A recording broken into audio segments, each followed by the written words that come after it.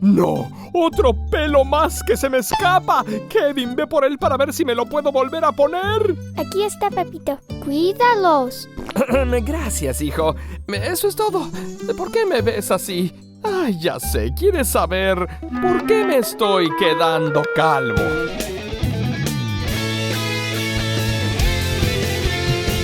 Bueno, está bien. Para entender la falta de pelo, primero hay que entender cómo crece. Nos enfocaremos en el cuero cabelludo, que es la piel que envuelve el cráneo donde suele crecer el pelo. El cuero cabelludo tiene muchos vasos sanguíneos, por eso sangramos tanto cuando nos descalabramos. La piel tiene 3 capas: epidermis, dermis e hipodermis. Aquí, entre las 2 superiores, se encuentra una estructura llamada películo filoso.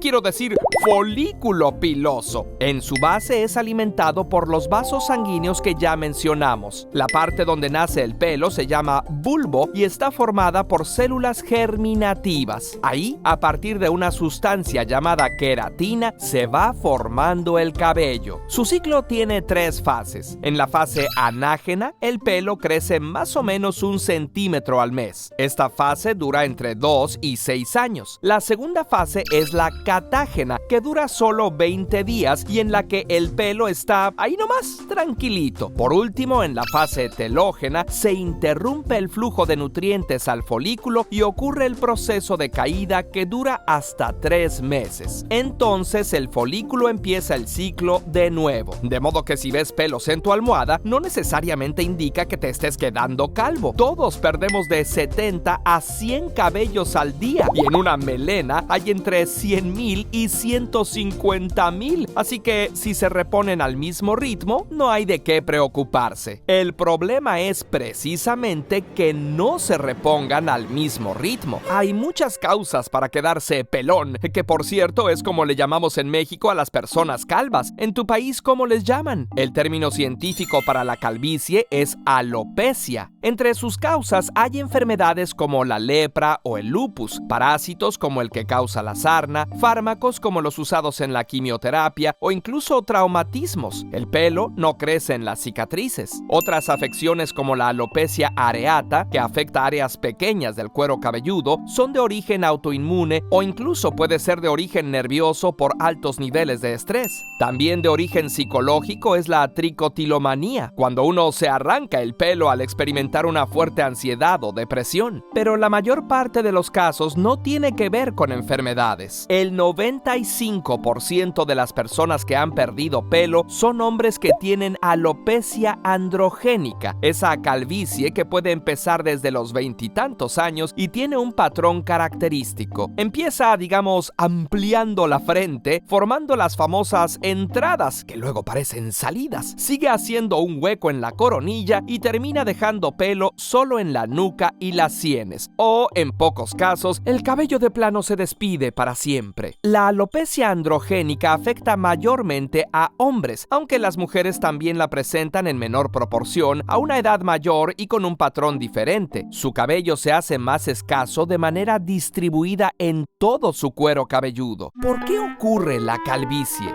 Pues es una combinación de causas genéticas y hormonales. Sabemos que los hombres de ascendencia caucásica son los más propensos. A los 50 años, la mitad la tiene, y a los 70 años, más del 80% la presenta. En personas asiáticas y de ascendencia africana, la prevalencia es menor al 30%, y en los nativos de América es prácticamente inexistente. ¿Y cómo ocurre? Sucede que en los hombres adultos se produce una sustancia derivada de la testosterona llamada dihidrotestosterona, relacionada con el crecimiento del vello corporal y con la voz grave. Cuando esta hormona actúa sobre los folículos, hace que se vayan reduciendo y que la fase de crecimiento sea más breve, lo que produce pelo cada vez más delgado y corto. ¿Y por qué le pasa a unas personas y no a otras? Ahí es donde viene la cuestión genética. A diferencia de rasgos como tener hoyuelos, que son monogénicos, amigos, no hay un gen único de la calvicie. Es un rasgo poligénico, o sea que es la combinación de varios genes la que determina si te quedarás calvo o no. 40 de esos genes vienen en el cromosoma X, o sea que se hereda de la mamá. Si el papá de tu mamá está calvo, es muy probable que tú también lo llegues a estar. El caso es que estos genes determinan qué tan sensibles son los folículos de las diferentes zonas de tu cuero cabelludo a la dihidrotestosterona, lo que hace que se pierda el pelo más rápido o más lento. Así, no importa tanto la cantidad de testosterona, sino la sensibilidad de los folículos. Personas con alto nivel de testosterona pueden no perder su pelo nunca si no tienen esa predisposición genética. Bueno, ¿y estar pelón sirve de algo?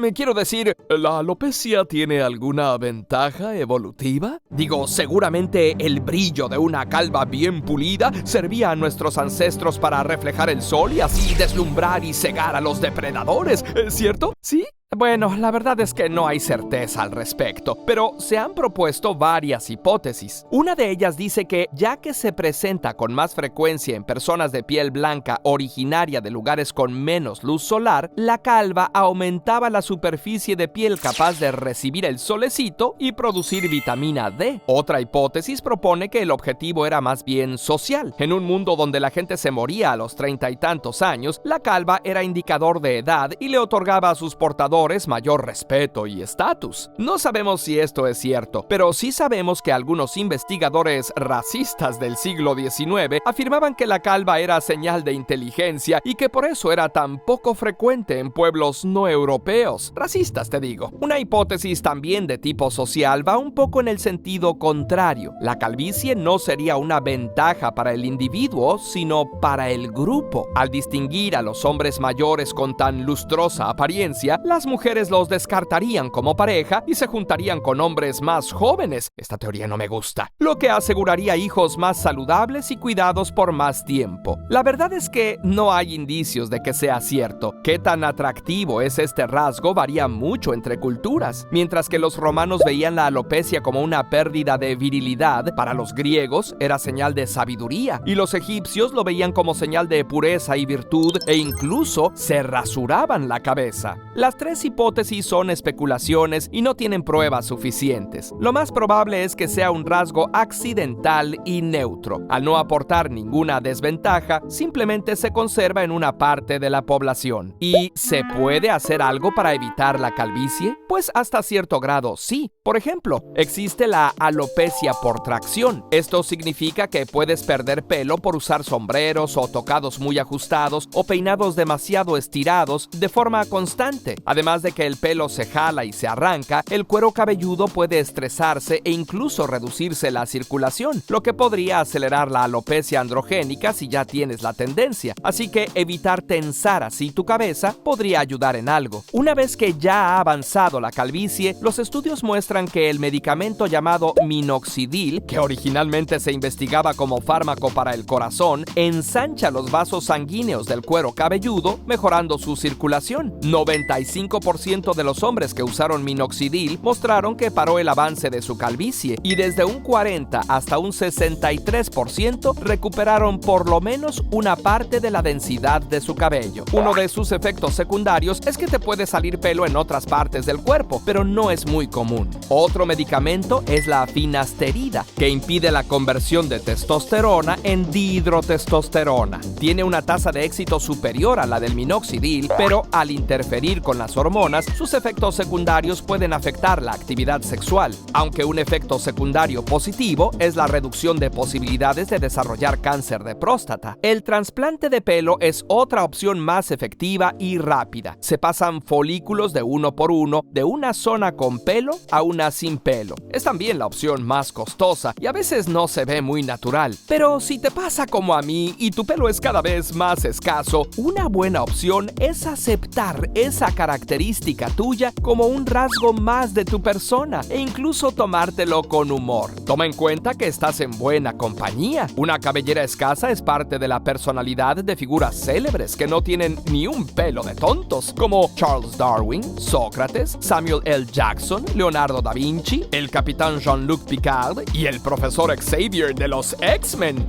Y yo te hago compañía humildemente. Curiosamente. ¿Te gustó el video? Dinos qué piensas en los comentarios. No te olvides de compartirnos como le dicen a la gente sin cabello en tu país. Y si te gustó mucho este video, suscríbete a Curiosamente. Si quieres apoyarnos para hacer más videos como este, puedes hacerlo con el botón unirse o en patreon.com/curiosamente. Podrás participar en la selección de temas y hacer tus propias preguntas.